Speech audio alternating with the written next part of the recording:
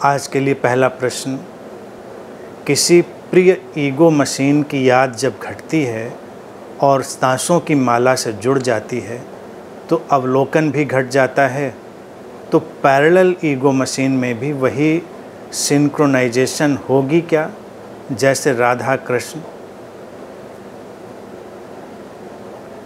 मैं समझता हूँ ये पूछना चाहते हैं कि अगर हम अपने किसी प्रियजन को याद करते हैं, ईगो मशीन, ये ईगो बॉडी माइंड, ये जो टर्मिनोलॉजी है ये मैं क्वाइन करता हूँ और कई मास्टर्स ने क्वाइन की, उसी संदर्भ में ईगो मशीन लिखा है।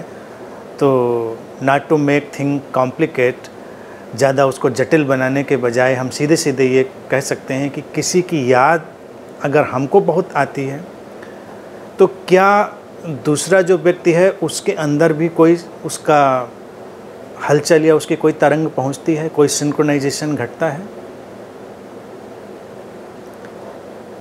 इस संदर्भ में हम कई चीज़ें समझ सकते हैं। एक बात तो ये है कि हम इंटरकनेक्टेड हैं, हम अंतर संबंधित हैं, तो जीवन में हर बात का हर बात पर प्रभाव पड़ता है, ये सच्चाई है। अब अगर कोई व्यक्ति बहुत जुड़ा हुआ है किसी से, तो अक्सर ऐसा देखा गया है, जो ऐसे प्रिय लोग होते हैं, प्रियजन होते हैं, किसी के अंदर कोई बात उठती है, दूसरा भी वही बात बोल देता है। किसी के अंदर कोई इच्छा उठती है, दूसरा उसको स्वतः ही पूरा कर देता है। ऐसा लगता है जैसे कोई एक सेतु है लोगों के बीच जो उनको जोड़ता है। जब वो गहरे प्रेम में हैं, गहरी संवेदनशीलता में हैं, तो निश्चित ही ऐसा प्रतीत होता है जैसे कुछ उनको जोड़ता है। तो ये सच्चाई है। हम लोग एक सिंक्रोनाइज्ड वर्ल्ड में, एक अंतर संबंधित जगत में रहते हैं। राधा कृष्ण का उदाहरण दिया है। भारत में जो तंत्र है वो ऐसे लोगों को युग्म कहता है। जैसे इंग्लिश में कॉन्सेप्ट है सोलमेट का, तो सोलमेट में एक प्रॉब्लम हमेशा मैंने कही है कि सोल मटिया मेट की भी प्रॉब्लम रहती है, कि यानी कि सोलमेट तो आपने ढूंढा और मिल गया आपको सोल मटिया मेट, तो सब मटिया मेट हो गया। तो भारत ने ऐसे शब्दों को नहीं चुना। भारत ने एक शब्द चुना था युग्म। युग्म यानी कि दो लोग ऐसे एक हो जाते हैं कि उनके शरीर ही अलग होते हैं और एक ही तरंग, एक ही ऊर्जा, एक ही हलचल उनके भीतर से बहती है। तो जो पूछा है चंद्रकांत जी ने, बेशक ये संभव है कि दूसरे व्यक्ति में उसकी तरंग उठे। हमारी इंटेंसिटी क्या है, हमारे उस तरंग में, हमारे उस याद में, स्मृति में कितनी निर्दोषता है, ये भी निर्भर करता है। और दूसरा जागतिक रहस्य भी है, कॉस्मिक मिस्ट्री भी है कि वो उठे, उस क्षण वो पहुँचे वहाँ पर।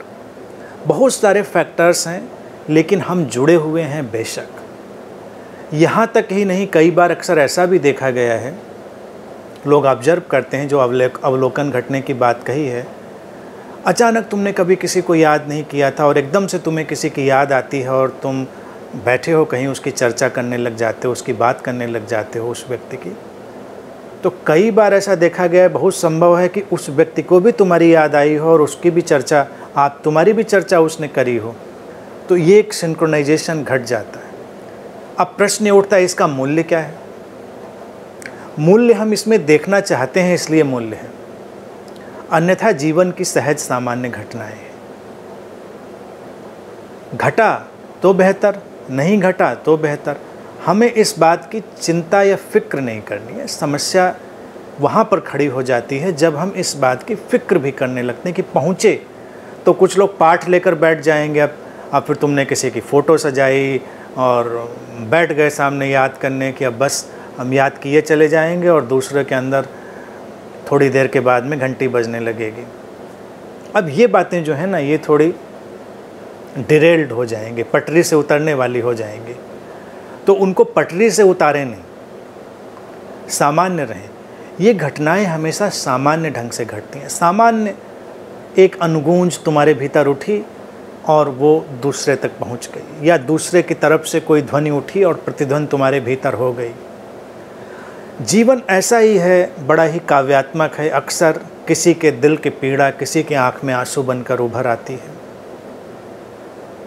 किसी की प्रसन्नता किसी के होठों पर मुस्कान की तरह तैर जाती है,